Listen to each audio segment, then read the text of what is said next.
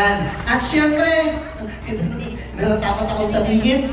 Yung kanina, sabi ni SB Arnel, siya yung pogi, ito yung gwapo, yung nag-iisang ama ng bayan ng Aborlan, at yung chick boy daw. Palakpakan ninyo, Mayor Jaime Ortega. Mayor, hindi pa kayo nagsabi ha, si SB Arnel po. Binanggit ko lang. Echo. Ayan. So syempre, kasama din po natin ang ating susunod at kauna-unahang Vice Mayor ng bayan ng Aborlan, Vice Mayor Marisa Sumaraga. Ayan. At yung mga SBs natin, kilala nyo naman yan, di ba? Si SB Kapitan Lorenzo Magsipok, palakpakan din po natin. Si SB David Bostero Jr. Ayan. SB Pinoy. Ayan. Palakpakan po natin, Piniera. At syempre, ang ikatlong henerasyon ng Rafael Ortega sa Aborlan, Rafael Ortega III, palakpakan po natin. So ngayon mga kabarangay, para po sa ating formal na magbubukas, bagamat may nauna ng mga nagsalita, no, ngayon po, hayaan niyo ako na hingin natin yung suporta at pagkilala sa pamilyang JPM at Partidong Magbabago ng Palawan. Tawagan po natin ang inyong masigasig na kapitan, palakpakan po natin, Honorable Franklin Canha.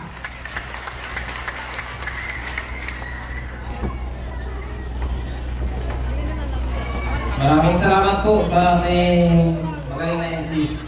Una po sa lahat, lubos po ako magpasalamat. Una po sa lahat sa ating mga kapalungan. Lahat po tayo, binigyan lagi ng karakasan at lagi pong ligtas sa araw-araw. Pinapasalamatan ko rin po, binabati ng Happy New Year. No? Yung ating dating congressman, ang dating gobernador, GC. Magandang umaga, thank you po sa pagkasyan. Yung ating magiging gobernador, kay Ma'am Ami. Ma'am, magandang umaga. Welcome po sa barangay namin. Sa ating board member, hindi ko pilala si Board Jun. So, alam pa rin si Board Jun, walang kalaban-laban yung kalaban, kaya huwag na natin tulong. So, ating sa ating mahal na Mayor, Jaime Ortega, Mayor, magandang umaga.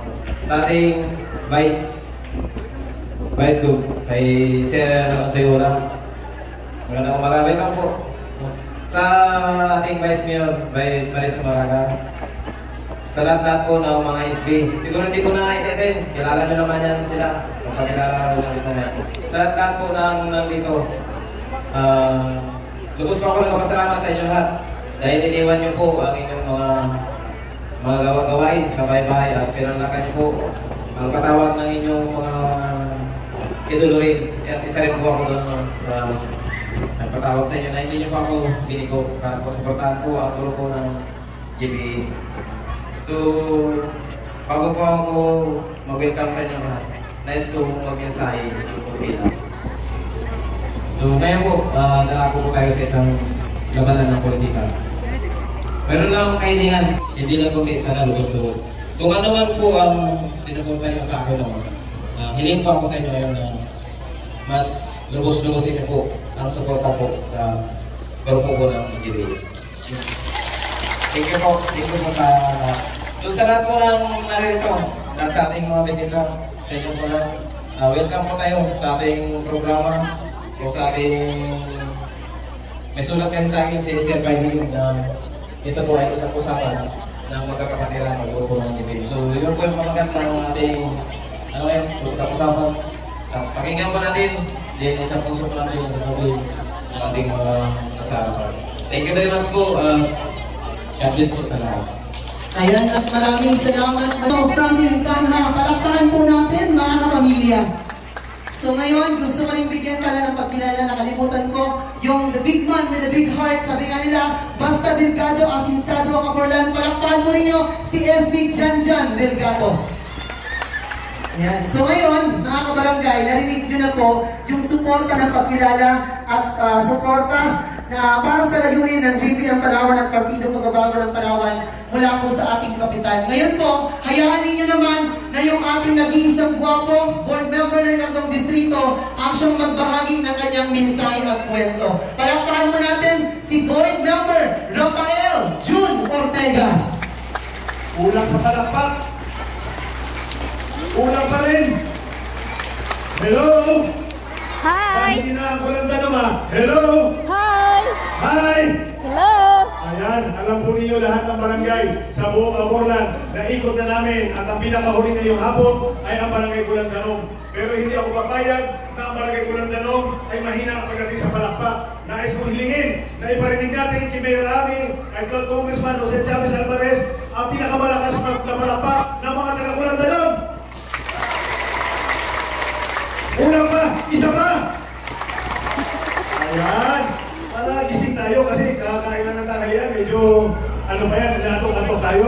Sa inyo po lahat, ang mga taga-Kulandanong, maraming salamat po. Alam ko yung iba, nanggaling pa ng Sitio Pinar. Ano po, may mga taga-Kalyago na nandito. Salamat po sa pagpapakulap nyo na magkalaw, pagpapalan po tayo. At may pakilala po namin sa inyo, yung aming ipagmamalaki mamaya na ating mamalakin sa darating na halangan.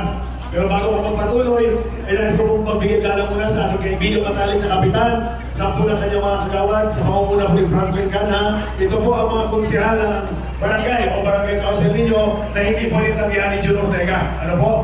Sa ating pong magpapatuloy na isurin pong ipakilala ngayong hapon yung aming pong grupo. Hindi na sila pagsasalita sa isa't isa, nais ko lang ipakilala yung grupo ng PPP Aborlan. Ano po? Ngayon po, ang unahin ko po ipapakilala sa inyo ay yung po ating kumakandidato bilang Sangguniang Bayan member. Dati po siya kapitan ng Barangay Claridel at ngayon po ay muling tumatakbo at kasalukuyang Sangguniang Bayan member, ang pinakasikat na mamamanta sa lalawigan ng Palawan. Sumikat po ang kanyang kabataan sa Metro Manila. Sikat na sikat ngayon bilang vlogger. Walang iba, si Toto Alabano.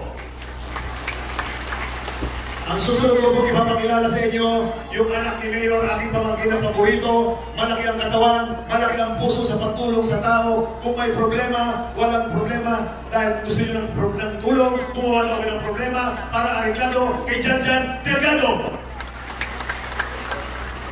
Ang susunod ko pong ipapakilala sa inyo, ito po dating kapitan ng Barangay Kabigaan. Dati po siyang kasamahan natin noong panahon ni Congressman Hagidorn. Ngayon po ay kasalukuyan sa Sangguniang Bayan member, dragon sa serbisyo, dragon ng Kabigaan, dragon ng Kulandanong, dragon na babalik sa Sangguniang Bayan, si Sandy Mondragon. Ito po, yung mga nakakaalala pa kay Totoy Ortega, siya po yung lagi kasama ni Totoy Ortega noon, yung nagmamaneho, malapit na kaibigan namin. Noong nakarang eleksyon po, bagamat siya lumaban na mayor, ngayon po nakumbinsi namin na magkaisa na kami, magsama-sama na, at hinihiling ko po sa inyo, nung muli natin pagbigyan sa Sangguniang Bayan, ang napakatalino, napakagaling sa konseho, walang iba, si Pong Mostero. Ito po, yung susunod ay papakilala ko sa inyo. Kung tawagin siya sa bayan ng Aborlan, the living legend o ang buhay na alamat. Dahil pag siya hinanap, huwag niyo pupuntahan sa kanyang bahay dahil wala siya. Hahanapin niyo siya kung saan may patay may libing dahil nandun ang serbisyo, ni Serbisyo Pinoy, si Pinoy Pinera. Ang susunod ko pong ipapakilala sa inyo, kumbaga sa akin naman nagmamanok, sarili kong breeding ito. Hinahandog ko po sa inyo ang ikatlong henerasyon, ang apo ni Totoy Ortega, anak ni Jun Ortega. Pinag-aaral po natin ang maayos para ihandog sa bayan ng Aborlan. Gumraduate po siya ng magna cum laude sa University of Santo Tomas. Wala pong iba, si Rafael Ortega III. Ang susunod ko pong ipapakilala sa inyo ay dati ang kasalukuyang kapitan ng Barangay Magsaysay. Ano po? Napakabait, kilala sa kanyang barangay na madaling lapitan.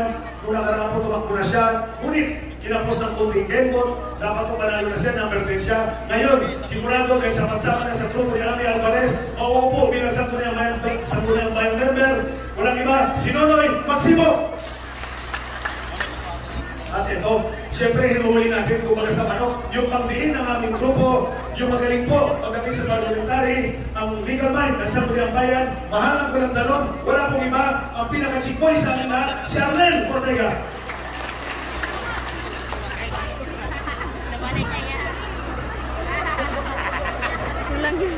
Ngayon, tagay. Ngayon po, ang susunod ko papakilala sa inyo ang isang babae na hindi niya siguro sukat akalain na mangyayari na sa kanyang buhay. Dito palang kanyang palad ay may guhit ng kasaysayan. Siya ang kaunang-unahang babae na uupo bilang vice mayor sa Konseho ng Aborlan. Wala pong iba ang kanyang serbisyo, walang kapares, si SP Maris Sumalaga. Ito po, ang taong nakilala ko sa buong buhay ko na hindi marunong magtanim ng sama ng loob. Bagamat dito sa Kulandanon, siya ay natalo, hindi niya kinalimutan ang Kulandanon, minahal niya kayo ng sobra pa sa mga barangay na nagpapanalo sa kanya dahil sabi niya, pagtapos ng eleksyon, ipapakita ko sa Kulandanon na wala ko sa Manalog, magkos lalo ko silang paglilingkuran at pakikitaan ng pagmamahal. Wala pong iba, ang muli mo po na Mayor Jaime Ortega. At siyempre po, ang susunod ko ipapakilala sa inyo ang aming tatay sa Sangguniang Panlalawigan. Napakabait na tao. Kung may nakita po akong tao na napakabait, na kung ano naman ang bulsa, ibabahagi. Lalo na yung maakit ko sa taas, sa Governor's Office, na wala man lang maiuwi. Siya po, ang tao na nakita ko, laging bukas ang palad sa pagtulong. Napakabait. Walang iba, si Vice Governor Onsoy Ola. At siyempre, nais ko rin po, salubungin ninyo ng palakpak ang ama ng lalawigan ng Palawan na ngayon ay kasalukuyang congressman ng 2nd District ng Palawan. Ano po? Siya ang living legend. Siya ang politiko na dumating sa Palawan na hindi natularan ang kanyang ginawang kabutihan sa dami ng proyekto na ilagay niya sa kasaysayan ng Palawan sa isa sa pinakamaunlad na probinsya sa buong Pilipinas. At ngayon, isa sa pinakamagaling na congressman sa buong Pilipinas, si Congressman Jose Chavez Alvarez. At ito, yung pinakahuli, wala pa si Kogi, ano? Yung pinakahuli kong ipapakilala sa inyo, ito yung pinakahihintay natin. Ito yung aming ipapakilala sa inyo na handog ni Congressman GCA na buhay na alaala ng kanyang legasiya at magiging magaling na gobernadora ng lalawigan ng Palawan. Kauna-unahan, babaeng gobernadora at kayo ng mga taga-Kulandanon mabahagi ng kasaysayan na yan dahil sa Kulandanon magmumula ang isang babaeng gobernadora sa katauhan ni Ami Alvarez. Palakpakan po natin. Tanong, bakit kayo nandito? Bakit po kayo nandito ngayong araw? Tanong natin. Gusto namin makita yung bago nating gobernador. Eh, palakpakan po natin, tama? Kasi po yung ibang barangay, pag tinanong ko, bakit kayo nandito? Dahil daw sa bigas. Ano? Ha? Totoo naman po yan, si Congressman si Chavez Alvarez, kagaya po ng kanyang nakaugalian noong una pang panahon na nakilala namin siya, laging inigas. Ano po? Ngayon, sino ang first time na nakakita kay Mayor Ami? Yung totoo first time na nakakita kay Mayor Ami. Halos lahat kayo. Ngayon, na nakita niyo si Mayor Ami, ano ang inyong masasabi kay Mayor Ami? Mayor Ami, tayo ka nga.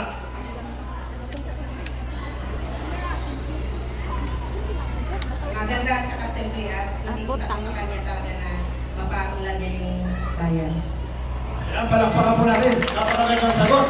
Pero sa lahat po ng barangay na pinuntahan namin, pag pinatatayo si Mayor Ami, ang sabi, Chubby. Mayor Ami, tayo ka na uli. SP Maris, tayo ka na uli. Jan Delgado, tumayo ka rin. Kapitan ka na, tumayo ka rin. Oh, may pagkakapareho sila, mga Chubby. Diba? Pero ito, sige lang po, Tidyo. Meron akong hugot sa inyo. Ha, tandaan niyo ito. Aanuhin niyo ang sexy na walang silbi. Dito na tayo sa Chubby. Ang simple, mahal na mahal, naman na marami. Diba? So sa inyo po lahat, kami ay nandirito, hinahandog po namin. Alam po ninyo, hindi kami pupunta nito na Mayor Jaime Indes de Arnel dahil alam namin na mahal ng Kulandanon ang aming mga umama si Totoy Ortega dahil kanyang legasiya na siya po ang mayor noon nung gawing barangay ang inyong nasabing Kulandanon. Ano po, ginawa niyo itong barangay. So kami po nandito para ihandog sa inyo ang isang tao na alam namin na makapagbibigay ng servisyo. Sa totoo lang po, ako pinagtrabaho na sa Provincial Government of Palawan, kasama ko si Vice Governor Jose Ola. Nakita po namin ang kakulangan sa pagbibigay ng servisyo, lalo na sa mga senior citizen at sa mga kapatid natin mga kamukubo. Nakita ba ninyo ang inyong gobernador dito? Nakababa dito? Wala pa. Si Mayor Ami po, hindi pa gobernador, bumaba na rito. Ganyan po dapat ang ating gobernador. Bumababa sa barangay, pupunta sa sitio, para malaman kung anong inain ng taong bayan. Alam ko anong problema ng senior citizen. At para malaman ninyo, Mayor Ami, ito pong barangay Kulandanon, ang pinakahuling barangay ng Aborlan sa West Coast.